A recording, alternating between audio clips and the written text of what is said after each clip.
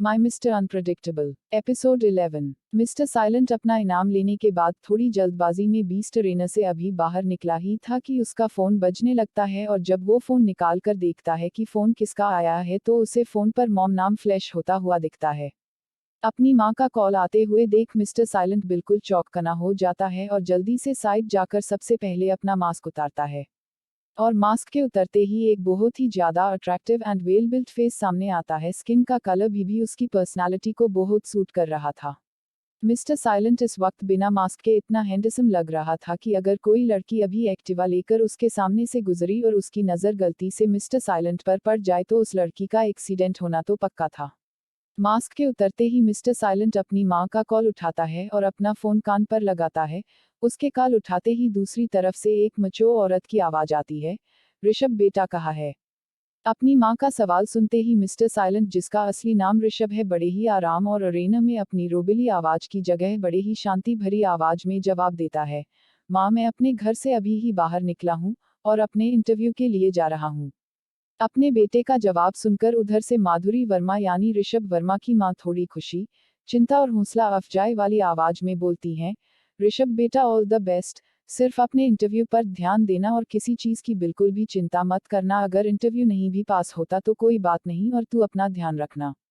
अपनी माँ की इस बात को सुनकर ऋषभ जवाब देता है, माँ आप चिंता मत करो, मैंने वैसे भी इंटरव्यू का टेस्ट पास कर ही लिया है और वैसे मैं अभी ही मंदिर से भगवान जी का आशीर्वाद लेकर आ रहा हूँ।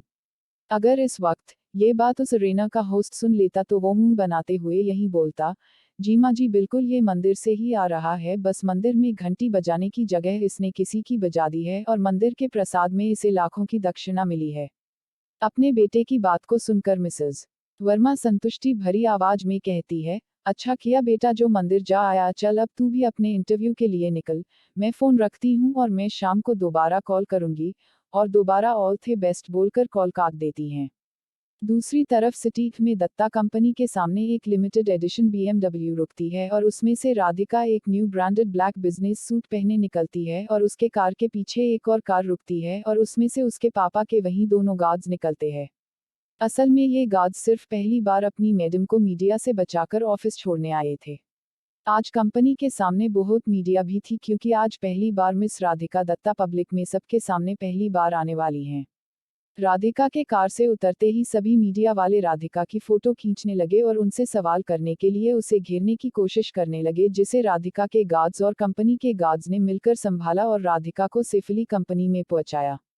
कंपनी के अंदर आते ही कंपनी का स्टाफ न्यू सीईओ को बहुत ही रिस्पेक्ट के साथ ग्रीट करने लगा, पर यहाँ कई ऐसे चेहरे थे जिनका साफ पता लग रहा था जो सिर्फ मुंह पर झूठी स्माइल और झूठी रेस्पेक्ट दे रहे थे, और इनमें सबसे आगे था उसका कजिन अर्जुन दत्ता जो उससे 1 से 2 साल बड़ा था। अपनी बहन को इतने रोब से अंदर आते देख अर्जुन को थोड़ी जलन और गुस्सा भी आता है, क्योंकि ये इज्जत जो उसे मिल रही थी उसकी होनी चाहिए थी और उसकी वजह से ही आज उसको ये सीईओ की पोस्ट छोड़नी पड़ी थी। अपनी बहन को सामने देख अर्जुन अपने हाथ में पकड़ा हुआ गुलदस्ता राधिका को देता है और झूठी स्माइल के साथ कहता है, राधिका अगर किसी भी चीज की जरूरत हो या बिजनेस में कुछ समझ न आए तो अपने बड़े भाई से पूछ लेना, और हाँ इंटरव्यू का इंतजाम तुम्हारे नए सीईओ के ऑफिस में ही किया है। अपने बड़ेकजन भाई की झूठी स्माइल को राधिका काफी अच्छे से समझ रही थी, पर फिर भी वो एक प्यारी सी स्माइल देते हुए कहती है, ठीक है भाई मैं आपकी मदद जरूर लूंगी जब मुझे कुछ समझ नहीं आएगा तो।